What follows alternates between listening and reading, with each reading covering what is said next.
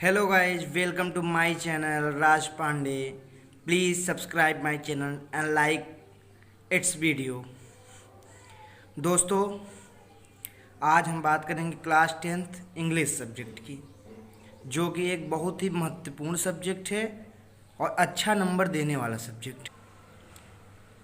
आज हम आपको ये भी बताएंगे कैसे स्मार्ट स्टडी करें कि आप अच्छे मार्क पा सकें। दोस्तों, कुछ लोग तो ये मान लेते हैं कि इंग्लिश सब्जेक्ट बहुत हार्ड है। ऐसा कुछ नहीं है। इंग्लिश भी सभी विषयों की तरह सामान्य है। हाँ, ये हमारी मातृभाषा नहीं है, इसलिए थोड़ा सा हमें इसे पढ़ने में दिक्कत होती है।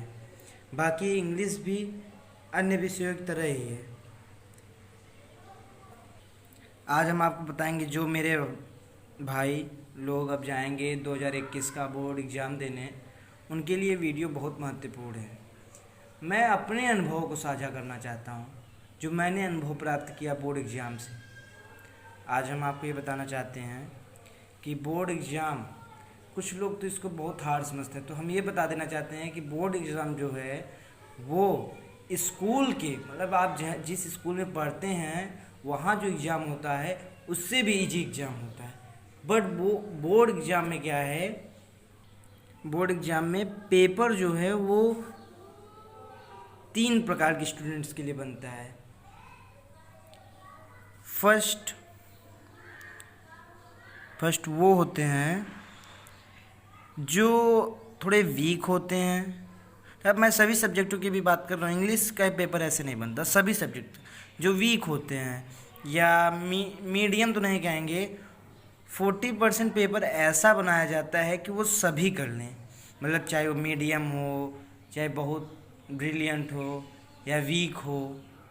और 80%, लगभग 80%, जहाँ तक मेरा अनुभव है, 80% होता है जो मीडियम भी कर लें। मतलब मीडियम बच्चों के लिए होता है कि वो 80% पेपर को सॉल्व कर लें।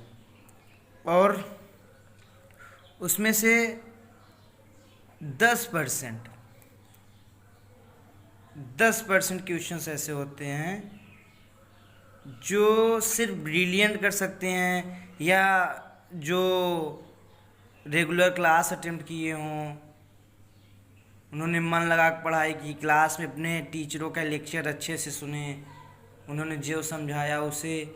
और हम तो सबसे बड़ी बात आपको कहेंगे, बोर्ड एग्ज़ाम में कभी भी आप बुक की लैंग्वेज ना लिखें, आप हमेशा अपनी लैंग्वेज लिखें। इससे क्या है, आपके 2 फ़ायदे हैं। एग्जामिनर को लगेगा कि बच्चे ने नकल नहीं किया, क्योंकि देखिए आजकल स्कूलों में, और हालांकि ये तो यूपी बोर्ड में अब नहीं है, लेकिन थोड़े बहुत जगहों ऐसे हो जाता है कि जो क्वेश्चंस बैंक होते हैं या कुछ भी होते हैं, उनसे नकल कराई जाती है। तो आप भी वही पढ़े रहेंगे, जैसे जो भी आपने क्वेश्चन बैंक लिया उससे आप पढ़ाई करेंगे, तो ये आपके लिए भी थोड़ी दिक्कत है। एग्जामिनर को लगेगा कि तो एक बुक की लैंग्वेज है, एक बच्चा तो ऐसे लिख नहीं सकता, तो वो आपको अगर 2 मार्क्स का है तो आपको 1 and 1/2 देगा। भले ही आपने पूरा सही किया हो। इसलिए हम कहेंगे कि आप अपनी लैंग्वेज लिखें, उसमें कोई ग्रामर मिस्टेक ना करें। तो हम आपको वादा करते हैं कि आपको एग्जामिनर पूरे मार्क्स देगा। और अब हमारा यूपी बोर्ड भी बहुत आगे जा रहा है, वो भी अब अच्छे मार्क्स देने की कोशिश करता है। अब आप कहीं करेंगे तब तो, अब कहिए कि आप किए हैं 70 में 20 और कहिए वो आपको 40 नंबर दे दे, तो ये देखिए नहीं मुमकिन है। इसके लिए सॉरी, ये आपको नहीं मिल पाएगा। अब ये है कि अगर आपने किया है, हम तो कह रहे हैं कि अगर इंग्लिश ऐसा विषय है कि अगर आपने पूरा सही किया तो आपको इसमें 70 में 69 भी मिल सकते हैं। ये है इंग्लिश की पावर। अब मैं आपको पेपर के विषय में कुछ बता दूं। देखिए, पेपर जो है वो 2 पार्ट में बटा होता है, सेक्शन ए एंड बी। ए में पूरा हमारा रीडर पोर्शन होता है जिसमें 35 मार्क्स के क्वेश्चंस आते हैं। और ग्रामर सेक्शन बी ग्रामर होता है, इसमें भी 35 मार्क्स के क्वेश्चंस आते हैं। इंग्लिश के पेपर में टोटल 15 क्वेश्चंस होते हैं। 15 क्वेश्चंस होते हैं। फर्स्ट क्वेश्चंस पैसेज से होता है जो कि हमारी किताब से होता है, जिसके लिए हमें उसमें 2 क्वेश्चंस पूछे जाएंगे जो 2 मार्क्स के होते हैं, यानी 4। एंड सेकंड क्वेश्चन जो है वो लॉन्ग टाइप क्वेश्चन होता है, जिसमें हमें 60 वर्ड्स के लिखने रहते हैं और 60 वर्ड्स, और इसके लिए 4 मार्क्स होता है। और थर्ड नंबर शॉर्ट होता है जिसमें 3 दिए रहते हैं, उनमें 2 करना होता है हमें, जिसके लिए 2 and 2 4 मार्क्स होता है। और फोर्थ क्वेश्चन होता है मैचिंग का। ये जो है ये 4 नंबर का होता है, ये एकदम सॉलिड। अब मैं तो कहता हूँ कि आपने तो कॉमन भी पढ़ाई की होगी ना, तो ये 4 नंबर आपके कहीं नहीं जाने वाले।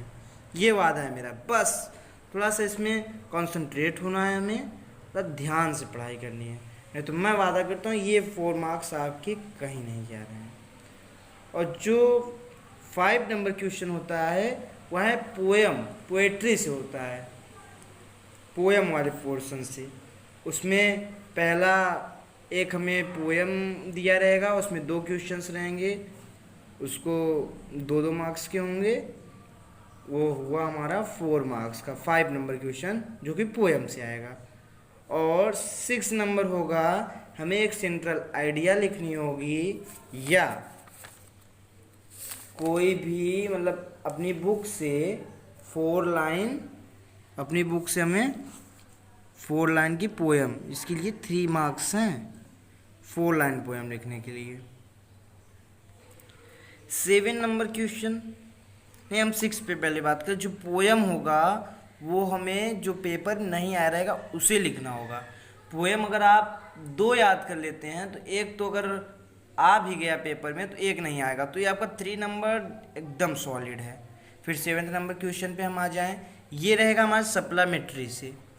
ये क्या होता है हमारा सप्लीमेंट्री से रहेगा, इसमें आएंगे 3 क्वेश्चंस, इसमें हमें 2 करने रहेंगे और ये 4 मार्क्स के होंगे, 2 क्वेश्चन 4 मार्क्स के। उसके बाद हम आ जाएं 8th क्वेश्चन पे। 8th क्वेश्चन जो होगा वो ट्रू फॉल्स होगा 4 मार्क्स के। और 9th मल्टीपल चॉइस जो कि 4 मार्क्स का आएगा। अब हमारा ये सेक्शन ए जो है मतलब 35 मार्क्स का सेक्शन ए कंप्लीट होता है। अब हम आएंगे सेक्शन बी पर। Section B 10th question. 10th question में क्या है कि first rearrange, second direct indirect, third active and passive, fourth use the correct form of the verb. जब यहाँ पे करेक्ट फॉर्म वर्ब की यूज करने के लिए आएगी आपको। ये होते हैं 2 मार्क्स की। सिर्फ एक ही क्वेश्चन होता है, ध्यान दीजिएगा, सिर्फ एक होता है, एक आपको करना है और ये 2 मार्क्स के। उसके बाद हम आए क्वेश्चन नंबर 11th।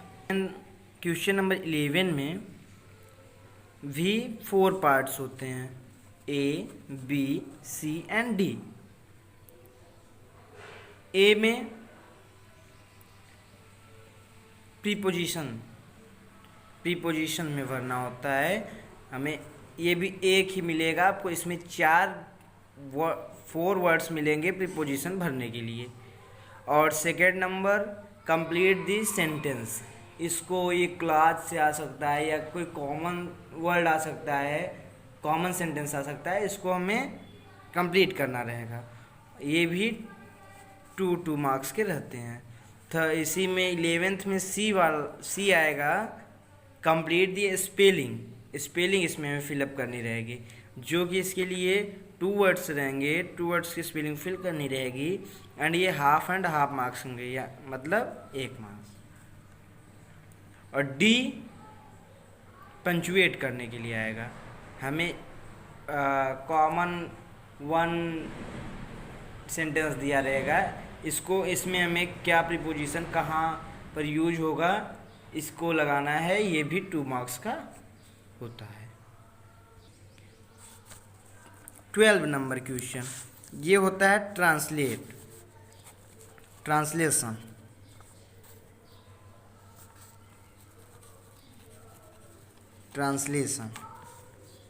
एंड ये 4 मार्क्स का होता है। 13 ये होता है एक एप्लीकेशन लिखने के लिए, एंड इसके ऑप्शन में लेटर रहता है, एप्लीकेशन और लेटर। ये भी 4 मार्क्स का होता है। अब हम आ जाते हैं 14 नंबर क्वेश्चन में। ये ए से होता है, जो कि 6 मार्क्स का होता है। और 15 नंबर क्वेश्चन ये भी एक प्रकार समझिए, आपको इंग्लिश के पेपर में बोनस जिसको कह सकते हैं, इसको हम क्या कह सकते हैं, बोनस। 15 नंबर क्वेश्चन को बोनस। अब बोनस, सॉरी ये थोड़ा मिस्टेक हो गया है, ये बोनस। अब इसमें क्या होगा, अनसीन पैसेज आपको मिलेगा। और अनसीन पैसेज में करना क्या है कि पैसेज को पढ़ के हमें 2 क्वेश्चंस के आंसर देने हैं, जिसके लिए 3 एंड 3 मार्क्स होगा, यानी 6 मार्क्स फॉर बोनस। अब सोचिए ये 6 मार्क्स कितने हमारे लिए प्रॉफिट हैं।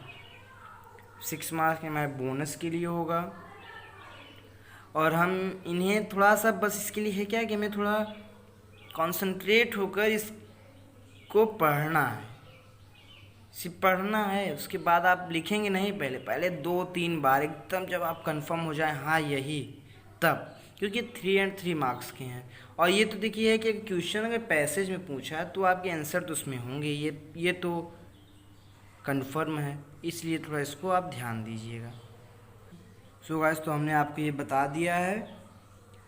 अगर आपको कोई भी प्रॉब्लम हो तो प्लीज़ कमेंट करें,